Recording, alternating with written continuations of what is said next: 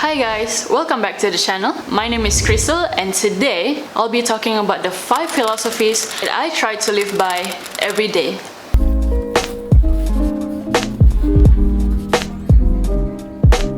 Just to make things clear, I'm actually very new to philosophy. I've actually been very interested in the idea of philosophy, but I never really got around to indulge in it because of my studies. Since the past few weeks of MCO, I've been trying to educate myself and also learning more about philosophies, especially the key figures behind philosophy, and trying to understand their ideas or the message that they try to convey. So before that, what exactly is philosophy? Well, philosophy generally means a love of wisdom. I find philosophy very interesting because it delves into the very deep questions, especially about life, about human nature, and how everything in the universe is interconnected. And it's also through philosophy that we develop the way that we think. And you can see how the way we think changes over the centuries, especially on certain topics such as morality, ethics, our mortality, or our relationship with others, and so on. So the first philosophy that I try to live by every day is the philosophy of Stoicism. So what is Stoicism? Well, essentially, Stoicism is a way of life. Like all things in life, there are some things that we can control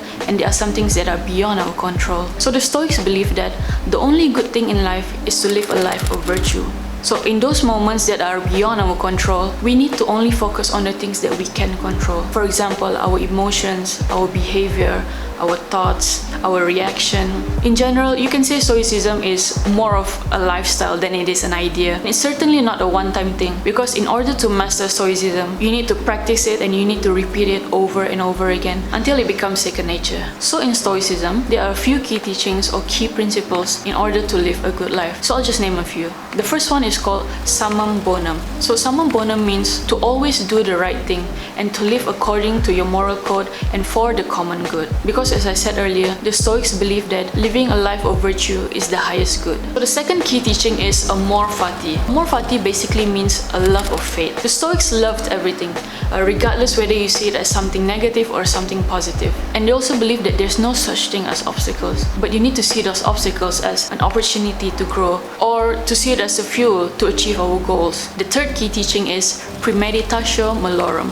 Premeditation Melorum means to always have low expectations and to always think about the worst case scenario. Because let's face it, anything that can go wrong will go wrong. If things turn out to be better than you expected, then that's good, that's a bonus. But when the worst thing happens, you won't be easily disappointed because you've mentally prepared yourself and also anticipated. The fourth key teaching is Memento Mori, which means remember death. In other words, every day we should always think about our mortality. I know it sounds depressing, but the Stoics believe that thinking about our death is the key to happiness. Because when we are constantly reminded about our mortality, we will not take life for granted. We will live life to the fullest and we will take immediate action, and we will not procrastinate or delay our work, and to live a life as if today is your last day. So the second philosophy that I try to live by every day is a philosophy by Viktor Frankl. Viktor Frankl is an Austrian psychiatrist and he's also one of the survivors of the Holocaust during the World War II. He was put in a Nazi concentration camp in Auschwitz, Poland, which was very famous for the gas chamber. And he's also the author of this very wonderful book, which is Man's Search for Meaning. And Viktor Frankl once said,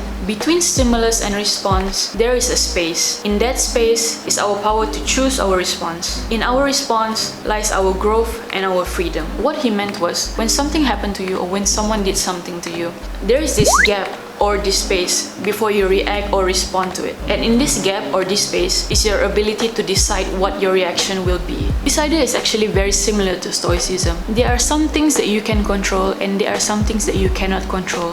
For example, you cannot control the weather, you cannot control the traffic jam, or you cannot control how others will treat you. But the only thing that you can control is how you can react to these circumstances. And that is where your freedom and your power lies. The third philosophy is by the German philosopher Friedrich Nietzsche. And he says, he who has a why to live can bear with almost anyhow.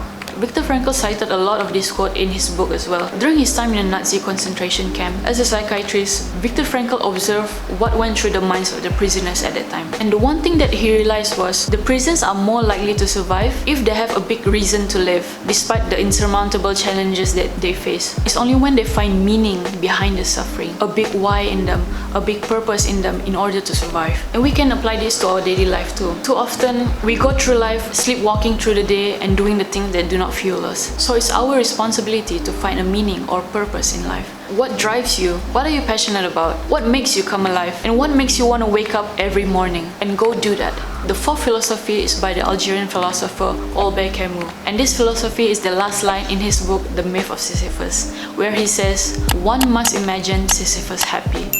Sisyphus is actually from a Greek legend, and he was known as a god in a place called Corinth. And as a god, he was very mischievous, he was very devious and very tyrannical. And this made the other gods very angry, including the god Zeus. So because Sisyphus was very manipulative, Zeus tried to punish him. Even then, Sisyphus managed to outwit Zeus and managed to cheat death twice. So finally, Zeus decided to punish Sisyphus once and for all for eternity. So the punishment was, Sisyphus was forced to push a very huge rock up a hill. But every time before Sisyphus reaches the peak, the rock will fall back down, which then forces him to roll the rock back up again before it comes rolling back down. He has to do this over and over again repeatedly forever. So this act of Sisyphus rolling the rock up over and over again is actually a metaphor for the monotony of our everyday life, whereby we repeat the same thing every day, meeting the same people, going through the same tasks, the same routine, the same patterns over and over again. But Albert Camus suggested that instead of giving in our life to fate, what if we rebel or revolt against the system? What if we go against the crowd and create our own meaning in life, create our own standard of living? And what if we imagine Sisyphus actually feeling happy? What if he actually enjoys pushing the rock up the hill over and over again and not seeing it as a punishment or a burden? So this story is actually a reminder to us that regardless of what happens,